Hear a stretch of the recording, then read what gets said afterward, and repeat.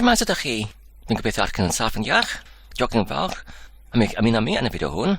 Fan yma, dwi'n eisiau I gyflwyno Gairchwaraeon newydd gyda'r enw sydd yn ychydig yn diddorol, sef Unfed Gloiwrthddieithrair ar Bymtheg.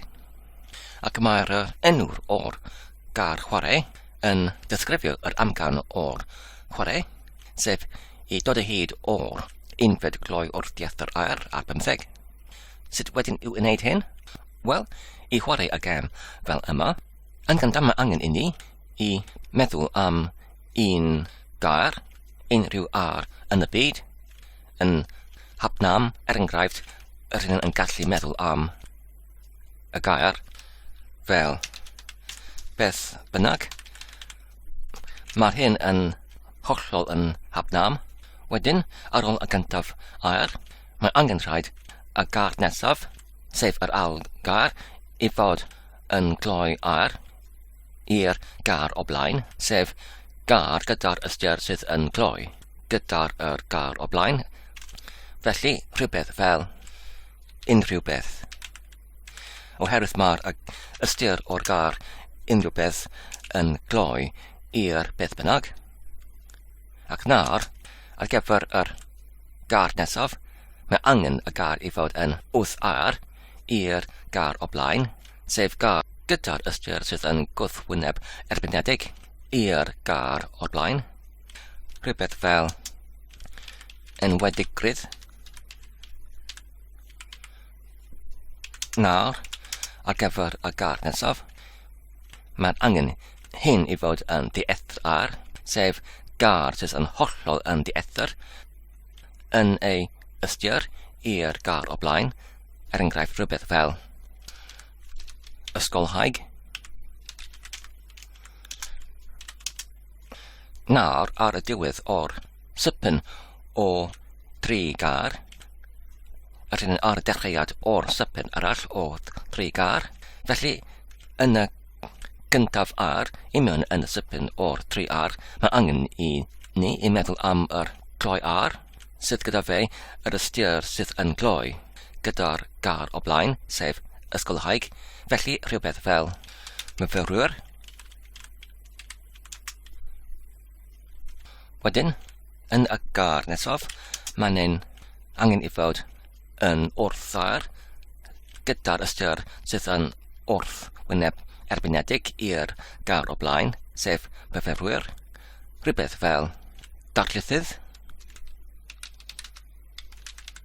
Ac wedyn, ar gyfer y gair nesaf, mae'n angen hyn I fod yn dieithrair i'r darlithydd, rhywbeth fel maes awyr. Nawr, yr hyn ar y dechreuad o'r sipyn nesaf, felly ar gyfer hyn, mae'r angen hyn I fod yr gloi ar i'r maes awyr.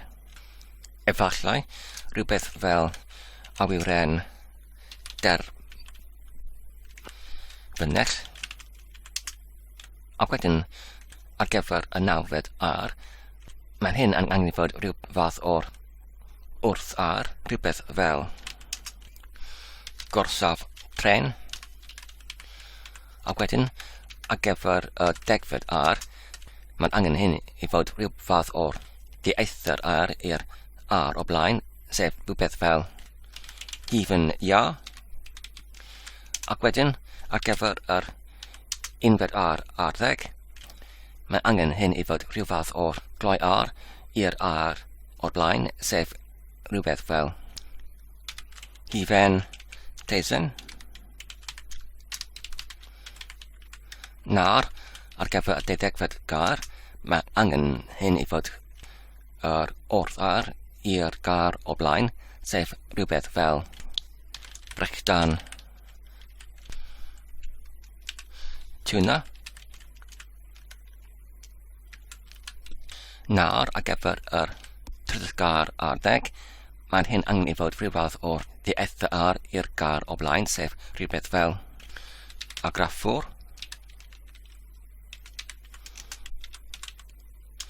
Nawr, ar gyfer yr 40 gair ar 10, mae angen hyn I fod rhyw fath o'r gar sydd yn gloi ar i'r gar o blaen, sef rhywbeth fel cyhoeddwr.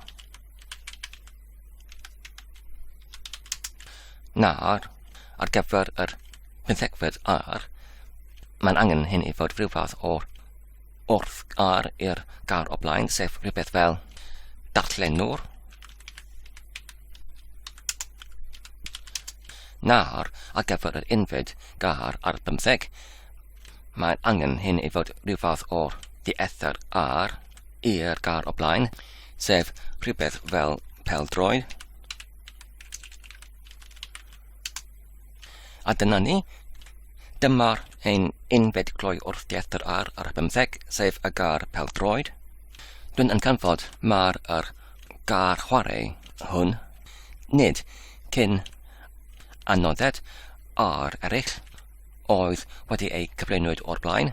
Mae'r hyn yn gymharol yn fyr, a phan rydyn yn gwneud rhywbeth sydd yn diflas, fel enghraifft yn golchi'ch llestri neu yn aros yn y tagfa, oherwydd mae'n weddol fyr ac weddol hawdd I chwarae, dwi'n meddwl rydyn yn gallu ei chwarae fe am ryw weithiau cyn y diwedd o'r cyfnod diflas, enghraifft, ac os rydyn yn methu I gysgu yn y nos, dwi'n meddwl mae'r Gairchwaraeon hwn yn delfrydol I ymarfer yr ymennydd ac I gymaddwyo I wneud y chwaraewr yn cyslyd.